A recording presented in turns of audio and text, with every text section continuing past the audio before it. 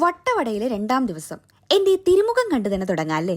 അതിരാവിലെ എണീക്കുന്ന ശീലം പണ്ടേ ഇല്ലെങ്കിലും ഇവിടെ എത്തിയപ്പോൾ അതൊന്ന് മാറ്റിപ്പിടിച്ചു. ഈ കാഴ്ചകളെല്ലാം ഇന്നുടലേ കാണാൻ പറ്റൂ. അപ്പനും മോനും രാവിലെ തന്നെ പൂളിലേക്ക് ചാടി. ഇച്ചയൻ നന്നായി നീന്തുമേ.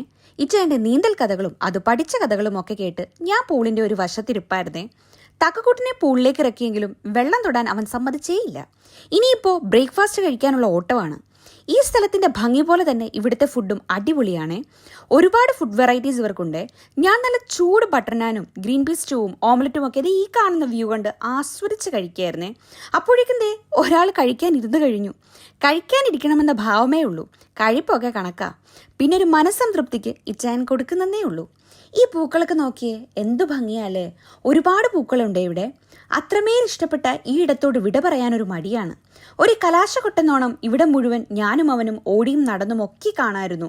ജീവിതമെന്ന തിരക്ക് പിടിച്ച വണ്ടി ഇടയ്ക്കൊന്ന് ഓഫ് ചെയ്ത് ഇതേപോലുള്ള സ്ഥലങ്ങളിൽ ഒന്ന് നിർത്തിയിടണം. അത് മനസ്സിനും ശരീരത്തിനും നല്ലതാണത്രേ.